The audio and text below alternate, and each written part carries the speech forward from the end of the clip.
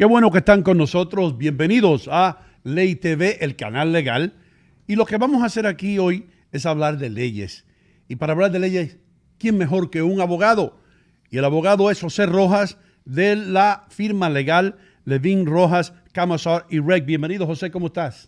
Muy bien, encantado de estar aquí contigo. Me encanta hablar con los abogados, hermano, porque ustedes se quemaron las pestañas mientras muchos de nosotros no estudiábamos nada. ¿Cierto? Sí, esa es la verdad. Y por eso es que muchos de nosotros dependemos de ustedes para resolver cualquier tipo de problema, porque en este país se rige por leyes todo, ¿sí o no? Es verdad, este es un país de leyes, el origen del país empezó con el concepto de leyes, una constitución, y así seguimos. Si la gente no tiene un entendimiento de la ley, o por lo menos tiene un abogado para explicarlo, es muy difícil navegar en este país, en negocios o en cualquier cosa, honestamente. Yo estaba hablando de Ley TV, el canal legal. ¿Por qué tú crees que es necesario para nuestra comunidad tener un canal como este dedicado a las cuestiones legales? Bueno, pues varias razones, de verdad, pero la comunidad hispana en ciertas maneras es afectada de una manera más importante que una persona que no es hispana. ¿Por qué? Inmigración nos afecta de una manera que no necesariamente afecta a todos los ciudadanos del país. Todos tenemos amigos y conocidos y familia que está afectada por inmigración. En los casos que yo manejo, que son lo que llaman mass tort en inglés, ¿Tú estás hablando de agravios masivos? eso mismo. Ah, ok. Eso es como un class action, es otra palabra que usan, pero esto es un caso que afecta a miles de personas. En vez de un caso en comparación a un caso que ha afectado solamente a una o dos o tres, esto es un producto que afecta a miles de una manera muy, muy mala y seria. Lo que hemos demostrado y lo que sabemos es que estas drogas, estos productos, afectan a gente de color de una manera más seria que a gente que no. ¿Por qué? No lo sabemos por qué, pero si tú tomas un caso, por ejemplo, el que yo estoy manejando, que es el necrotizing enterocolitis, que es enterocolitis, una cosa muy seria que afecta a niños premaduros, lo que está demostrado es que gente de origen africana o hispana son afectadas de una manera mucho más seria. Entonces nuestra comunidad está afectada por las cosas de una manera que necesita que la gente se eduque y que aprenda. Y por eso tenemos este canal. ¿Y qué puede hacer la gente después que se eduquen acerca de esto? ¿Cómo pueden ellos ser recompensados por cualquier cosa que haya ocurrido en su vida que sea negativa? Bueno, ahí viene este programa, porque lo primero que una persona necesita saber es que efectivamente tiene un derecho. Porque si tú empiezas de un sitio que no sabes que tienes un derecho, entonces no vas a hacer nada, porque ni sabes que tus derechos han sido violados. Entonces, información es el principio. Hay que traer a la gente información sobre los temas que posiblemente están afectando a la comunidad hispana. Una vez que una persona sabe que sus derechos han sido violados o afectados, entonces lo siguiente es, claro, comunicarse con un abogado. Pero si no hay información, no se empieza el proceso. Pero qué bueno que tú estás aquí, José, porque fíjate, en nuestra comunidad muchas personas vienen indocumentadas, no traen papeles, y ellos creen, muchos latinos creen, que el ser indocumentado ya le quita los derechos a cualquier acción legal y no los beneficia. Hasta tienen miedo llamar a un abogado, llamar a alguien como tú, porque dicen que los van a deportar. ¿Qué tú tienes que decirle a aquellos latinos que tienen temor a hacer o tomar cualquier tipo de acción por miedo a ser deportado? Claro, mira, yo entiendo el miedo, pero honestamente, abogado de 25 años, yo he tenido muchos clientes que me vienen y me dicen, mira, yo tuve un accidente muy serio, pero tengo miedo a traer el caso. Y en 25 años yo nunca he visto una persona que ha tenido consecuencias negativas a base de haber traído un caso civil. Entonces, el miedo yo creo que es un poco exagerado. Porque la verdad es que una persona que está aquí en este país, documentada o sin documentación, tiene derechos legales en este país. La Constitución americana específicamente dice person. No dice ciudadano, dice persona. Ah. Por ejemplo, all persons shall have a right to due process. Todas las personas tienen derecho a un proceso legal. Ok, eso es un ejemplo. Hay muchos ejemplos. Entonces, la Constitución protege a las personas que están aquí en este país, documentada o no documentada. Entonces, es muy importante que este miedo que la gente tiene, que no sea tan fuerte. Claro, hay que estar al loro, como decimos en Madrid, pero tampoco es cuestión de evitar los derechos legales, porque los derechos existen. Si una persona ha tenido un accidente en un trabajo, documentada o no documentada, hay derechos que esa persona tiene. Accidente de carro, documentada o no documentada, los derechos existen. Y en cualquier situación deberían llamar a un abogado. Primero es saber que hay derechos legales y segundo, qué es lo que hacemos una vez que sabemos que hay derechos legales. Y lo segundo es, claro, llamar a un abogado. Y entonces, tú que sabes de leyes tanto, ¿existe la posibilidad que el Departamento de Inmigración pueda entrar en una corte y estar preguntándole a los ciudadanos que están ahí por sus papeles, por su estatus migratorio, o eso no existe? Mira, un juez no va a permitir esto. Okay. Lo primero es que es una violación de la corte de ese juez. Y los jueces son personas que... This is my courtroom. Yo mando aquí. Yo mando aquí. Este es mi tribunal, fuera de aquí. Ajá. Entonces, en 25 años de abogado, yo nunca, y soy ex fiscal federal, nunca he visto en un caso civil que se ha venido la inmigración o agentes federales o este tipo de cosas. No ocurre de esa manera. Y entonces ese temor es innecesario. Claro. El temor que tenemos los latinos muchas veces, porque algunos de nosotros venimos de países donde hay regímenes agresivamente que procesan todo lo que es ilegal y lo hacen a veces injustamente. Eso no ocurre muy a menudo en los Estados Unidos. Yo nunca lo he visto Okay. Mira, que yo sepa nunca ha ocurrido. Que el proceso civil ha sido invadido por inmigración o otras personas. Otra cosa que te quería preguntar, José.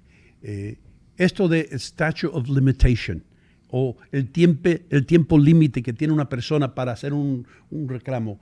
Explícame un poco de eso, el statute of limitations. Eso es muy importante porque en este país casi todo tipo de caso civil tiene ciertas limitaciones de tiempo en lo cual una persona puede traer un caso. Entonces, cuando vemos situaciones muy graves, pero la persona ha esperado demasiado tiempo a contactar a un abogado, muchas veces, y es una de las peores cosas que tengo que hacer como abogado, es decir a una persona, yo sé que has tenido una lesión seria que te ha afectado la vida, que te ha dejado sin poder trabajar, pero no tienes opción aquí. Yo no tengo ninguna opción que te puedo dar porque esperaste demasiado tiempo. Eso es una de las peores cosas que tengo que hacer y es muy común. La gente a veces espera demasiado tiempo y se pasa el statute of limitations. El statute of limitations es el periodo de limitación que una persona tiene para traer un caso. ¿Son todos los casos iguales o tienen diferentes tiempos de limitación? Diferentes tiempos. Diferentes tiempos. Okay. Y también es basado en jurisdicción. O sea, el tipo de caso determina el statute of limitations, right, pero también la jurisdicción en donde ocurre. Y ten en cuenta que aquí tenemos 50 estados, cada estado tiene leyes diferentes y también tienen diferentes tiempos para traer un caso. Entonces es muy importante saber lo que son. Y el abogado, claro, siempre va a saber esa pregunta. All right. Una cosa, vamos a regresar un momentito a agravios masivos. Sí. ¿Nos puedes dar tú un ejemplo para aquellos televidentes que nos están viendo acerca de algunos casos que tú recuerdes que hayan sido reconocidos a nivel nacional? Sí, mira, los dos que son como, yo diría, el origen de agravios masivos. Son tabaco, el litigio de tabaco, que quiero hablar un poquito de eso en un momento, y asbesto. Entonces, esos dos eran sobre los primeros que ocurrieron en este país. Y lo que ocurre en un agravio masivo es, en vez de traer un caso en 20.000 veces, se trae un caso que representa a 20.000 personas. Entonces, en vez de tener 20.000 casos independientes, tenemos un caso bajo un juez que maneja el litigio entero. ¿El caso que más haya sido afectado, podemos decir? No necesariamente. Entonces, por ejemplo, un caso que mi bufete está manejando, por ejemplo, lo que ocurrió ahí es que nosotros empezamos con el caso, pusimos el primero en la corte y luego iniciamos 7 más en diferentes partes del país. En ese momento no era un agravio masivo todavía. Era casos independientes que estaban procediendo independientemente. ¿Qué pasó? Que luego los abogados se dieron cuenta que había este caso y empezaron a poner más y más casos. Y de repente había pues 100 casos. Y eso es cuando la jurisdicción federal dijo, no tenemos la posibilidad de manejar todo esto y vamos a juntarlo bajo un juez. ¿Ok? Entonces lo que ocurre después es un juez está en cargo de todo el caso, de todos los casos, y luego el juez pone un abogado o varios abogados como, digamos, los jefes del litigio. Ok. Entonces, en este caso, por ejemplo, el juez me apuntó a mí como lo que llaman lead counsel. Y luego esos abogados manejan el litigio entero. Y luego el juez elige ciertos casos representantes para ir a juicio. Y luego va de ahí. ¿Y estos resultados son llevados a cabo por un jurado o por un juez? Un jurado. Un jurado. ¿En todos los casos son por un jurado o hay casos donde un juez determina lo que puede pasar? Típicamente jurado, para este tipo de casos. Pero el juez tiene mucho poder también. Entonces si el juez piensa que no hay suficiente evidencia para llegar al jurado, el juez puede votar el caso. Throw the case out. Throw the case out. Desestimar el caso. Sí. Eso es lo que llaman en inglés summary judgment. Ajá. Y el juez dice, mira, a mí no me importa, yo he visto toda la evidencia y no hay ninguna manera que un jurado podría estar de acuerdo con ustedes. Y eso varía entonces de juez a juez. Un juez puede tal vez prestarle atención a un caso y el otro no. Sí, pero ten en cuenta que el estándar es que el juez tiene que decir que no hay ninguna manera razonable que un jurado podría llegar al punto de vista del acusante. ¿Cuáles son los derechos de las personas que forman parte de litigios? Estos litigios por daños masivos. Bueno, son personas normal y corriente que han sido afectadas. Por ejemplo, estábamos hablando de tabaco, que causó pues el cáncer del pulmón, ¿no? Entonces, todas las personas agredidas por eso tienen un derecho que recibieron el lung cancer, tenían el derecho de traer un caso contra las compañías de tabaco. Eso era un litigio que duró 25 años. Tengo una curiosidad aquí, Sí. José. ¿Eso podía incluir también las personas que fueron afectadas como respirando el humo de segunda mano o second-hand smokers? Sí, en teoría sí. El problema era que esos casos se pudieron ganar basados en las representaciones que las compañías de tabaco hicieron a la gente que fumó. Entonces les mintieron y les empezaron de muy joven, de niños, con ciertos trucos de marketing y ciertas cosas. Pero sí, absolutamente. Cualquier persona que ha sido lastimada o afectada por un producto que es peligroso, que es defectivo, tiene un derecho a traer un caso. Y te puedo dar 1000 ejemplos. Hay el talcum powder. Johnson & Johnson. Johnson & Johnson. El cáncer del útero, ¿no? ¿O Exactamente. Ese es. El opioid litigation. Ajá. Esto era una droga de pain, de dolor, que bueno, pues la gente estaban adictas a... Muy adictivo. Es horrible lo que ocurrió en este país. Y hay películas que han salido explicando lo que pasó, pero mira, las compañías, lo que está pasando en este país, DuPont es otro ejemplo. Tú sabes, los frying pans. Sí. Con el teflón. Claro, y eso es una química que se llama PFAS. Sí. Y en inglés lo llaman el Forever Chemical. O sea, la química que el cuerpo nunca lo puede echar del cuerpo. José, tú sabes lo que yo siempre me he preguntado, hermano, que si al teflón no se le pega nada, ¿cómo se pega a la sartén? ¿Ah? Claro. Una pregunta legal ahí dura. Y de eso yo no tengo ninguna respuesta. Pero lo que te puedo decir es que estas compañías nos están envenenando. Los productos, ellos lo único que importan es ganar dinero estas compañías. La comida que nos están dando está envenenada también. Y estos son problemas muy serios. Y el FDA, que es el cuerpo regulatorio americano, que supuestamente nos están cuidando, no hacen nada. Es una agencia que no nos están cuidando. Los únicos que están haciendo algo son los abogados. Todos estos casos, si tú estás hablando de tabaco, de asbesto, del opioid litigation, y podemos seguir hablando, hay un montón, todo. Estos son cosas que el gobierno permitió.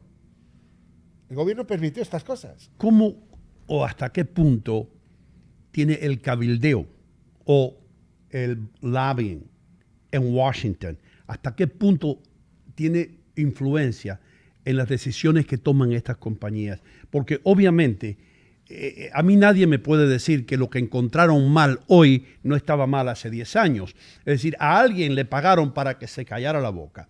Y sabemos que muchas personas salen de la política y se van a trabajar para las corporaciones inmensas que hay en los Estados Unidos y en otros países. Y por supuesto el lobbying ocurre y sigue ocurriendo.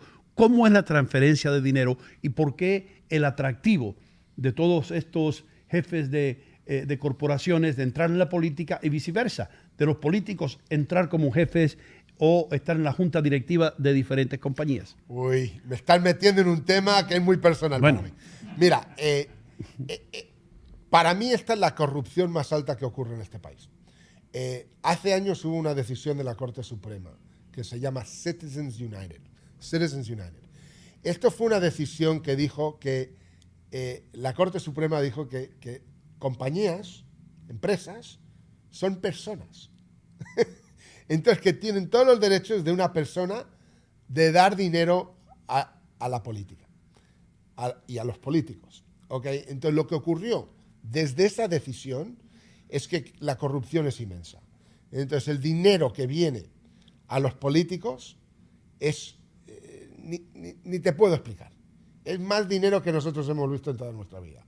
Entonces, estos políticos que tienen que ganar sus elecciones, pues claro, tienen que ser amiguetes con los que les dan el dinero.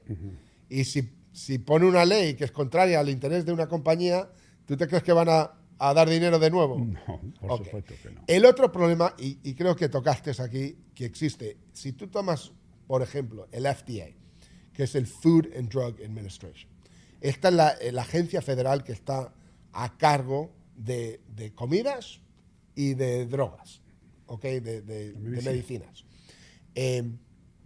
Entonces, todos los jefes del FDA, ¿tú sabes de dónde vienen?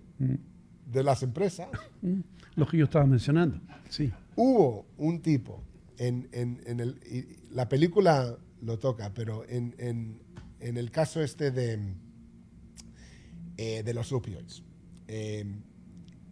¿qué pasó? Que había un tipo en el FDA que dijo, no voy a permitir el Oxycontin, ¿ok?